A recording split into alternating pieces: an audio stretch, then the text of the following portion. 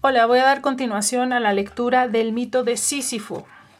Lo importante, le decía el abate Galiani a Madame, no es curarse, sino vivir con las enfermedades. Kierkegaard quiere curarse. Curarse es su deseo frenético, el que circula por todo su diario. Todo el esfuerzo de su inteligencia se aplica a eludir la antinomia de la condición humana. Esfuerzo tanto más desesperado cuando que a ratos advierte su vanidad. Por ejemplo, cuando habla de él, como si ni el temor de Dios ni la piedad fuesen capaces de darle paz. Así, mediante un torturado subterfugio, da a lo irracional el rostro de lo absurdo y a Dios sus atributos, injusto, inconsecuente e incomprensible. Solo la inteligencia trata de ahogar en él la reivindicación profunda del corazón humano. Puesto que nada está probado, todo puede ser probado. Es el propio Kierkegaard quien nos revela el camino seguido. No quiero sugerir nada ahora, pero ¿cómo no leer en sus obras los signos de una mutilación casi voluntaria del alma frente a la mutilación consentida sobre lo absurdo? Es el leitmotiv del diario. Lo que me ha fallado es el animal, que también forma parte del destino humano. Pero dadme un cuerpo. Y más adelante, sobre todo en mi primera juventud, cuando no hubiese dado por ser hombre, aun cuando fuera 6 meses, lo que me faltaba. En el fondo, es su cuerpo y las condiciones físicas de la existencia. Sin embargo, el mismo hombre hace suyo, en otro pasaje, el gran grito de esperanza que ha atravesado tantos siglos y animado a tantos corazones, salvo el del hombre absurdo. Pero para el cristiano la muerte no es en modo alguno el final de todo e implica infinitamente más esperanza que la que entraña la vida, inclusive la desbordante de salud y de fuerza. La reconciliación a través del escándalo es también reconciliación. Permite quizás, como se ve, extraer la esperanza de su contrario, que es la muerte. Mas aunque la simpatía nos haga inclinarnos hacia esa actitud, hay que decir, empero, que la desmesura no justifica nada. Sobrepasa, se dice, la medida humana, y es preciso, pues, que eso sea sobrehumano. Pero ese, pues, está de más. No hay en esto certidumbre lógica. Tampoco hay probabilidad experimental. Todo cuanto puedo decir es que, en efecto, sobrepasa mi medida. Si no deduzco de ella una negación, por lo menos no quiero basar nada sobre lo incomprensible. Quiero saber si puedo vivir con lo que sé y solamente con eso. Me dicen también que la inteligencia debe aquí sacrificar su orgullo y la razón debe inclinarse. Pero si reconozco los límites de la razón, no por ello la niego, pues reconozco sus poderes relativos. Quiero solamente mantenerme en este camino intermedio, donde la inteligencia puede seguir siendo clara. Si en eso estriba su orgullo, no veo motivo suficiente para renunciar a él. Nada más profundo, por ejemplo, que la opinión de Kierkegaard de que la desesperación no es un hecho, sino un estado. El estado mismo del pecado. Pues el pecado es lo que aleja de Dios. Lo absurdo, que es el estado metafísico del hombre consciente, no lleva a Dios. Quizás se aclara esta noción si me atreviera a decir una enormidad. Lo absurdo es el pecado sin Dios. Se trata de vivir en este estado de lo absurdo. Sé cuál es su fundamento. Ese espíritu y ese mundo, apuntalados el uno por el otro y sin poder abrazarse. Pregunto por la regla de vida de ese estado y lo que me ofrecen descuida el fundamento. Niega uno de los términos de la oposición dolorosa. Me impone una renuncia. Pregunto, ¿qué trae aparejada la condición que reconozco como mía? Sé que implica oscuridad e ignorancia, y me aseguran que esa ignorancia lo explica todo y que esa noche es mi luz. Pero nadie responde aquí a mi intención y ese lirismo exaltante no puede ocultarme la paradoja. Hay que desviarse, pues Kierkegaard puede gritar y advertir. Si el hombre no tuviese una conciencia eterna, si en el fondo de todo no hubiera una potencia salvaje e hirviente que produce todas las cosas, lo grande y lo fútil, en un torbellino de oscuras pasiones, si el vacío insondable que nada puede colmar se ocultase bajo las cosas, ¿qué sería la vida sino desesperación? Ese grito no puede detener al hombre absurdo. Buscar lo que es verdadero no es buscar lo que es deseable. Si para escapar a la pregunta angustiada, ¿qué sería entonces la vida?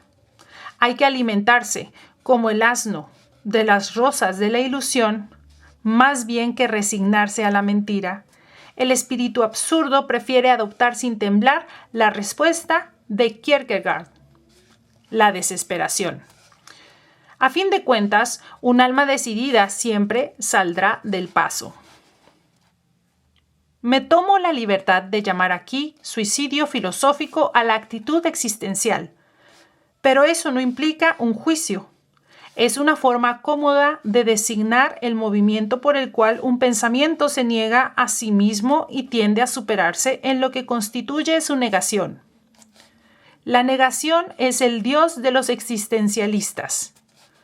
Concretamente, ese Dios solo se sostiene gracias a la negación de la razón humana. Pero, al igual que los suicidios, los dioses cambian según los hombres. Hay varias maneras de saltar, pero lo esencial es saltar. Las negaciones redentoras, las contradicciones finales que niegan el obstáculo que aún no se ha saltado, pueden surgir tanto, es la paradoja de este razonamiento, pueden surgir tanto de cierta inspiración religiosa como del orden racional. Aspiran siempre a lo eterno y solo en eso dan el salto. Es preciso también decir que el razonamiento que persigue este ensayo deja enteramente de lado la actitud espiritual más difundida en nuestro siglo ilustrado, la que se apoya en el principio de que todo es razón y aspira a explicar el mundo. Es natural dar una explicación clara de este cuando se admite que debe ser claro. E incluso es legítimo, pero no afecta al razonamiento que perseguimos aquí. Su finalidad, en efecto, es aclarar el procedimiento mental que, partiendo de una filosofía de la no significación del mundo, termina encontrándole un sentido y una profundidad. El más patético de esos procedimientos de esencia religiosa se ilustra en el tema de lo irracional, pero el más paradójico y significativo es desde luego el que da sus razones razonadoras a un mundo al que imagina primero sin principio rector. En todo caso, no podríamos llegar a las consecuencias que nos interesan sin haber dado una idea de esta nueva adquisición del espíritu de nostalgia. Examinaré solo el tema de la intención, puesto de moda por Husserl y sus fenomenólogos. Ya hemos aludido a él. Primitivamente, el método husserliano, no sé si se pronuncia husserliano. El método husserliano niega el procedimiento clásico de la razón. Repitámoslo. Pensar no es unificar. Familiarizarnos con la apariencia bajo el rostro de un gran principio. Pensar es aprender de nuevo a ver, dirigir la propia conciencia, hacer de cada imagen un lugar privilegiado. Dicho de otro modo, la fenomenología se niega a explicar el mundo. Quiere solamente ser una descripción de lo vivido. Coincide con el pensamiento absurdo en su afirmación inicial de que no hay verdad, sino solamente verdades. Desde el viento vespertino hasta la mano que se apoya en mi hombro, cada cosa tiene su verdad. Es la conciencia la que la aclara por la atención que le presta. La conciencia no forma el objeto de su conocimiento, se limita a fijar. Es el acto de atención y, por recoger una imagen bergsoniana, se parece al aparato de proyección que congela de repente la imagen. La diferencia es que no hay guión, sino una ilustración sucesiva e inconsecuente. En esta linterna mágica, todas las imágenes son privilegiadas. La conciencia deja en suspenso en la experiencia los objetos de su atención. Los aísla con su milagro. A partir de entonces, están al margen de todos los juicios. Es una intención la que caracteriza a la conciencia. Pero la palabra no implica ninguna idea de finalidad. Está tomada en su sentido de dirección. Tiene solo un valor topográfico. A primera vista parece, pues, que nada contradice al espíritu absurdo.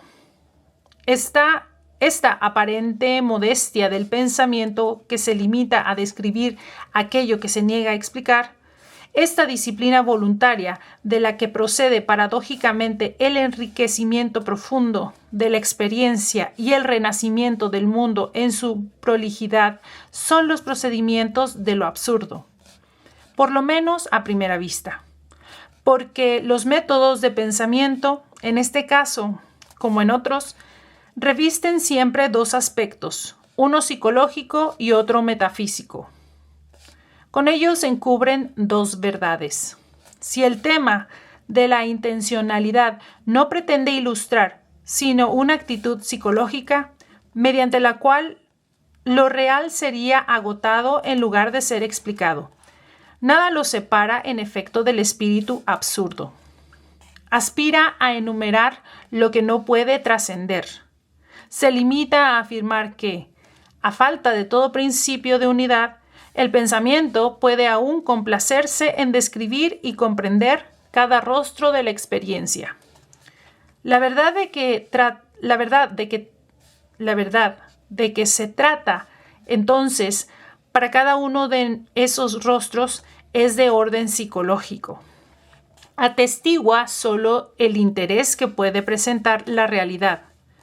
Es una forma de despertar a un mundo soñoliento y de vivificarlo para el espíritu. Pero si se quiere extender y fundamentar racionalmente esta noción de verdad, si se pretende descubrir así la esencia de cada objeto del conocimiento, se restituye su profundidad a la experiencia. Para un espíritu absurdo, eso es incomprensible. Ahora bien, esta vacilación entre la modestia y la seguridad que es perceptible en la actitud intencional y este espejeo del pensamiento fenomenológico ilustrarán mejor que nada el razonamiento absurdo. Voy a repetir esa última frase porque me trabé. Ahora bien, esta vacilación entre la modestia y la seguridad que es perceptible es la actitud intencional, y este espejeo del pensamiento fenomenológico ilustrarán mejor que nada el razonamiento absurdo. Bueno, pues aquí dejamos la lectura hoy.